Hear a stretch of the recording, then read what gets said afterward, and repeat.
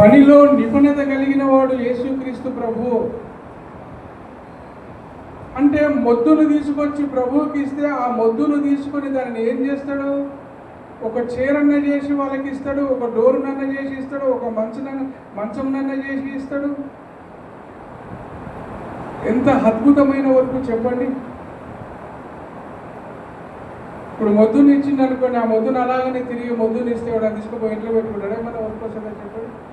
అంటే పనిలో అంత నిపుణత కలిగిన వాడు యేసుక్రీస్తు ప్రభు కనుకనే తన కుటుంబ భార బాధ్యతను మొత్తమును కూడా తన భుజముల మీద వేసుకొని ఏం చేసిండో తెలుసా? తన కుటుంబాన్ని ఆయన బ్రతికించగలిగినట్టుగా 30 సంవత్సరాలు తన కుటుంబాన్ని కాపాడుకున్నాడు.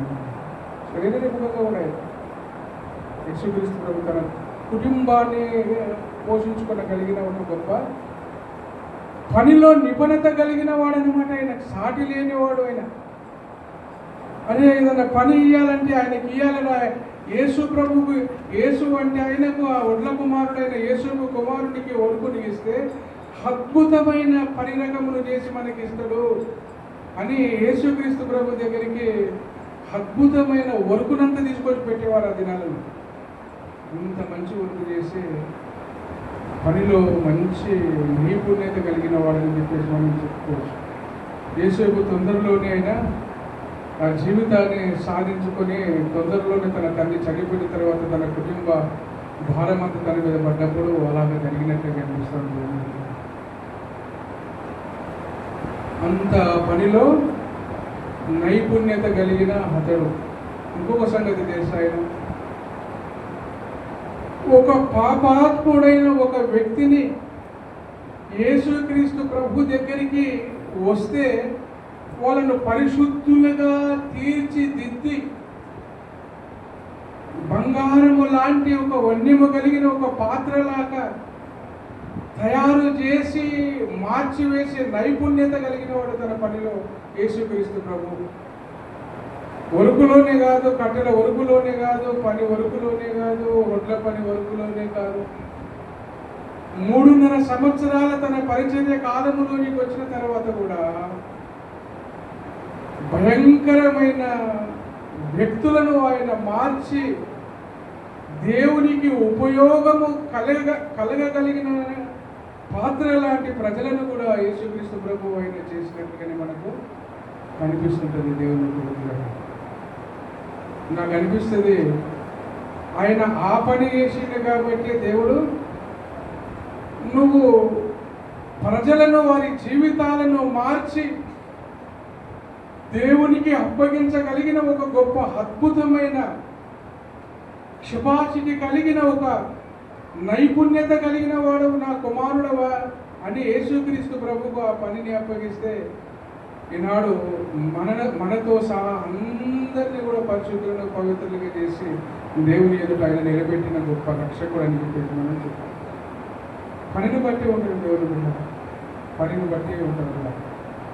ఇప్పుడు పేతురు, యోహానుడు అంట ఈ శిష్య బృందం కూడా ఎలాంటి వారు అంటే వారు తమ పనిలో నిపుణత కలిగిన వారు కాబట్టి ప్రభు వాళ్ళని గ్రహించి ఏమి చేసిందంటే ఆలోచన చేసి పేతురు, యోహాను, యాకోబులు వచ్చేసేసండి, మీ జాలరులను మీరు వదిలిపెట్టేసేసి నన్ను వెంబడించండి అని అలాగా సముద్రం దగ్గరికి పోయి వాళ్ళు చేపలు పడుతూ ఉన్నప్పుడు వాళ్ళను పిలుచుకున్నాడు యేసుక్రీస్తు ప్రభు.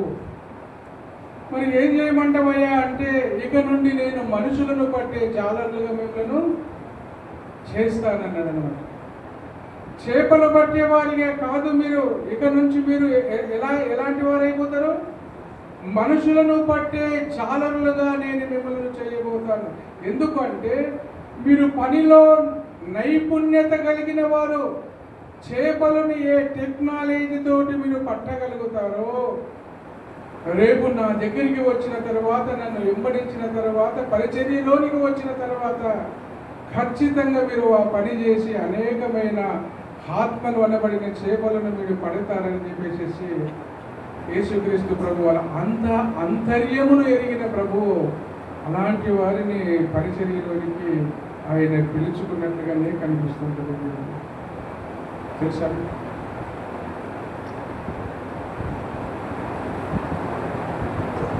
ఒక బండలు కొట్టేవాడు, ఒక రాళ్ళను కొట్టేవాడు, ఒక రాళ్ళను చెక్కుతున్న వాడి పని కూడా ఎలా ఉంటుందో తెలుసండి.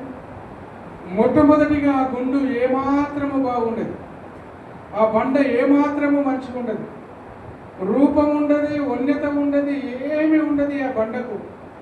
అయితే బండ ఒరుగు చేసేవాడి యొక్క నైపుణ్యత ఎలా ఉంటుంది, పనితనము అంటే ఆ బండను చీరి దానిని కొట్టి చివరికి ఎంత వరదాకా ఆ బండను తీసుకొని వస్తాడంటే ఒక గణేటు రాయినిగా తయారు తీసుకొచ్చి పెడతాడు.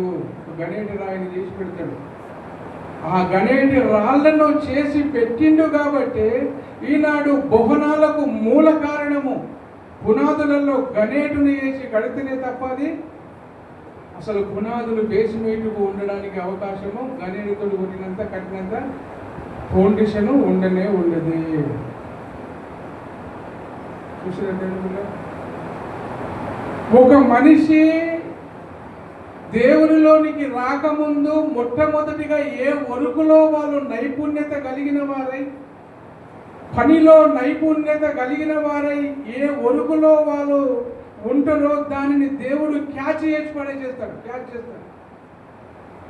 అమ్మ వీడు బండనే పగులగొట్టి, బండ అనబడిన రాయినే పగులగొట్టి ఇటుకల మాదిరిలోనికి ఒక గణేటుకు ఒక కడీల సైజులోనికి తీసుకొని వచ్చి అద్భుతమైన ఒక పరిరకంలో చేయగలుగుతున్నాడంటే ఖచ్చితంగా వీడు ఏం చేస్తాడో చెప్పండి.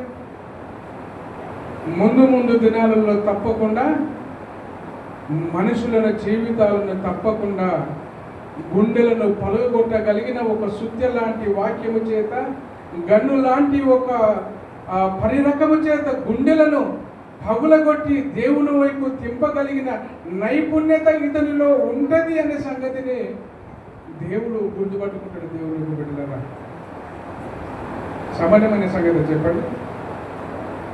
ఇప్పుడు రాయి పని గురించి తెలియనోనికి తీసుకొని పోయి వాడి ముంగట రాయి వేస్తే అని నిత్యాన పలగొట్టుకున్నాడు, కానీ రాయిని పలగొట్టలేడు, ఒక గణేటి రాయిని తయారు చేయలేడు. వాటితో కాని పని అది కాదు.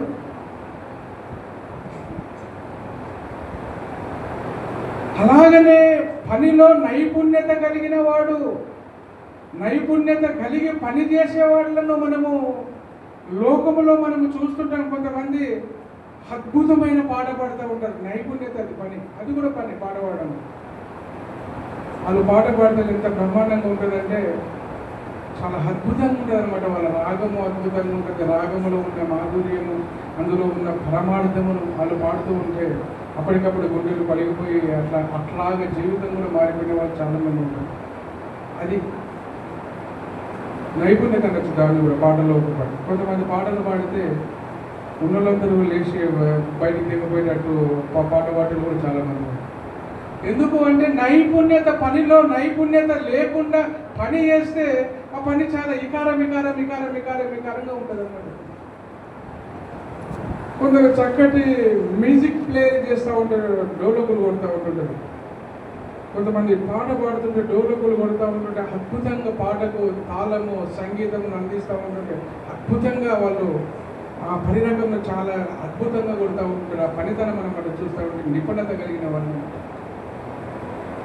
మరి కుటరాలను తీసుకొచ్చి పెట్టినాం అనుకోండి, అట్లా పాటకు అందది, ఇక్కడ స్వరానికి అందది. కుటరాలను తీసుకొచ్చి పెడితే ఏమైపోతుంది చెప్పండి. అసలు పాటలకు అసలే తాళం పడదు. అసలు అది పాట కాదు, ఒక పద్ధతి కాదు, ఒక లెక్క కాదు, అది ఏమీ కాకుండా పోతుంది. ఆ తపలు అలాగే ఉంటుంది అనమాట. ఏందిరా ఇక్కడ సినిమాలు ఏమైనా నడుస్తున్నారు అన్నంత డౌట్లోనికి వచ్చేసారు ప్రజలందరూ. అదే దేవుడు ఇచ్చిన ఒక తలాంతును బట్టి కొట్టేటోడైతే ఎలాగుంటుంది చెప్పండి. ఆ పనితనం ఎలాగుంటుంది అంటే ఆ పాటకు సరిపోయినట్లుగా ఆ పనిని ఉపయోగించి కొడుతూ ఉన్నప్పుడు దేవుని బిడ్డలారా చాలా అద్భుతంగా అనిపిస్తూ ఉన్నది. తప్ప ఎంత నైపుణ్యత కలిగి కొడుతున్న నిపుణులు రాయటం ఉదాహరణ తీసుకుంటే భంగం అయిపోతుంది. భంగం అవుతుంది. గందరగోళం అంతా కూరగాయల మార్కెట్ అయిపోతుంది. దాయవరు అన్నట్టు అయిపోతుంది. ఇలాగా జరుగుతున్నది. అంటే ఇక్కడ ఏమంటున్నాడు ఇక్కడ అంటే తన పనిలో నిపుణత గల వాణిని మీరు చూసారా మీరు? కొంతమంది అలాగ కొడుకు